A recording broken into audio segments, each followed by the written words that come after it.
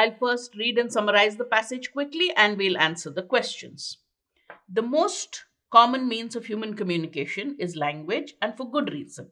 Languages are sets of conventions, and conventions are convenient. It's convention that feline animals are referred to with the word cat. It's also convention when we add an S to the end of third person verbs in the present tense. We can do a lot with grunts and points, but we can do so much more when we add conventions to the mix. So, author says the passage is obviously about language and linguistics, and the author says that language is nothing but a set of conventions. It is convention that you call an animal which looks like a cat cat. Somebody must have conventionally called it cat, and we follow it. You can use grunts and symbols and gestures to communicate, but conventions make it easier. I can point with my arm to any object in this room, but with conventions, I can refer to any object in the world. So, see, language becomes the scope of language, the scope of communication becomes greater when you use conventions or language. Pointing, grunting can only do so much. The other person has to be there. The object has to be there. But without it, I can use language and convention to refer to any object in the world. And if you and I follow the same convention, then the communication happens. Linguistic conventions are how we expand on a huge scale both the precision and range of human communication. So, one important point here that linguistic conventions are how you expand on a huge scale, both the precision. So, when you start communicating using linguistic conventions, your communication becomes more precise. You say something, I understand it by following the same convention. So, the communication becomes more precise, and also the range of communication obviously increases. Still, all means of expressions have their weaknesses as well as their strengths, and words are no exception. So, obviously, just like any means of expression has its pros and cons, strengths and weaknesses, similarly, words also have their strengths and weaknesses. They have two major downsides. So, what's the author doing? He's pointing out the negatives, the limitations of expression or words. First, while convenient, conventions are also second hand. They're convenient. That's their positive. But they're also second hand. What does he mean by that? They are not the thing itself, they are a placeholder for it. So, when I say bottle, or when I say uh, mic or camera or remote or watch, if I say it, it's only a word that is substituting. I've not shown it to you. I'm saying I'm wearing a watch. You and I know what I mean, but it's not the thing. It's a word which is representing a watch. So it's only a representation. It's not the thing in itself. They're a placeholder for it. This interactions, indirectness is the very point of them. But it also makes conventions less immediate than other less mediated means of expression. So, obviously, because they are second hand, they represent something, they are less immediate than something which is more direct. If, for instance, I want you to know just how cute cats are, I could say cats are cute. But it would be better if I just showed you an actual cat. Then you can relate what I mean by cute by looking at a cat. You say, oh, yeah, that's really cute. As a way to trigger in you an appreciation of their cuteness, visual experience of cats is much more effective than words could ever be, for that matter, dogs or puppies, right? This is why YouTube is full of kittens, but the annals of literature are not. Visual representation is direct. I can send my message across more forcefully by showing you kittens, and you scream, oh, cute, without my saying it. So, visual representation, you have lots of kittens on YouTube just to tell you how cute they are, just to bring out that appreciation in you rather than in the annals of literature, because words can never communicate what a visual representation does. This is the difference between saying and showing.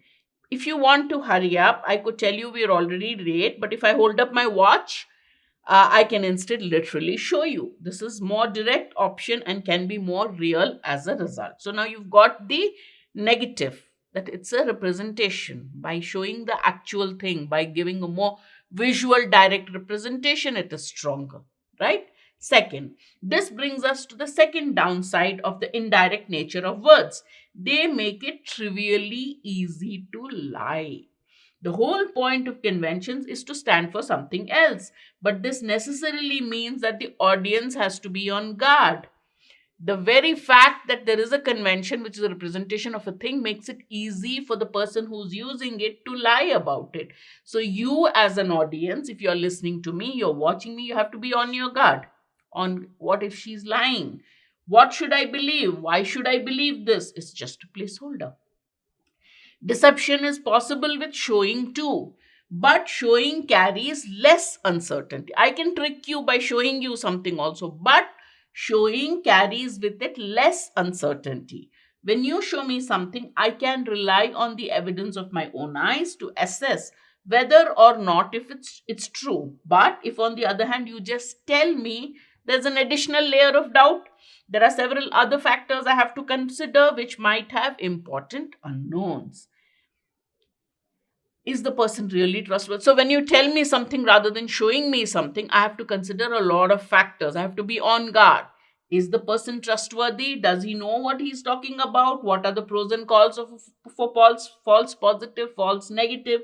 This is a more uncertain route to evaluation. You need so many other things. You're not sure. So many other factors before you evaluate whether what I'm saying is true or not, believable or not. In all, the indirectness of language is both its biggest strength and its biggest weakness. How is its biggest strength? Because it's representative, you can communicate about anything in the world. What is its weakness? Because it's never first, it's always second hand. And so there are a lot of other factors that have been taken into account. Conventions bring convenience, flexibility, and a fair degree of precision. These are the pluses.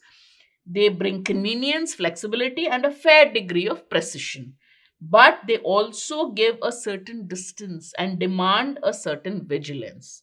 But because they are second hand, if you are following conventions, I as a communicator am following conventions, you as the audience have to be vigilant that you're not deceived, you're not lied to. You have to find out if what you're hearing is true or not. Language is not the only tool with which to express yourself, sometimes not even the best one.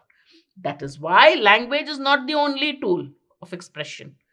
And sometimes it is not even the best one. There are other means of communication which are more reliable or better. That's what the author is saying.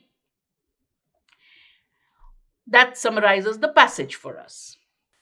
Which of the following best describes the weakness of conventions in communication? The author has mentioned strengths and weaknesses. Which of the following best describes the weakness of conventions in communications?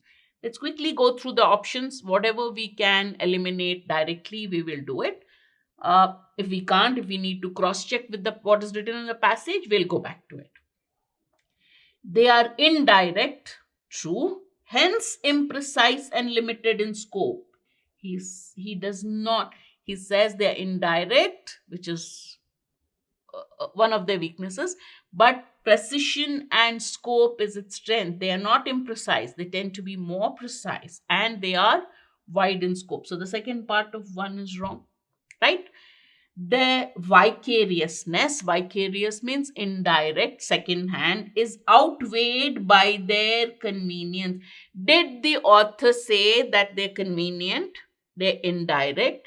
Their vicariousness, their indirectness is outweighed by the convenience. Did he say that they're convenient and they're indirect, right? He uses both as the strength. Does he say this is more and that is less in the passage? Has he at any point said they're indirect? Yes, but they're convenient. The convenience is more compared to whether they are a direct form of communication or not. He's not done that. In fact, he has used their indirectness and their convenience both as positives. So 2 is not correct. They are a representation. Yes, they are a symbol, they are indirect, they are a representation, they are a placeholder.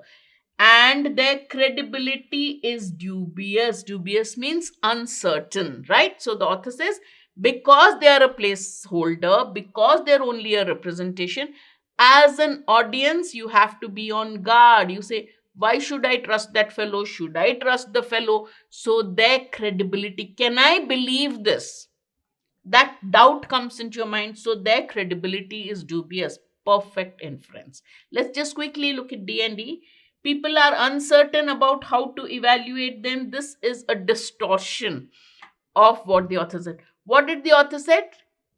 The route to their evaluation is difficult, uncertain, because you have so many factors to consider before you decide whether what you heard is correct or not. That does not mean people are uncertain about how to evaluate them. There's so many factors that it makes their evaluation uncertain.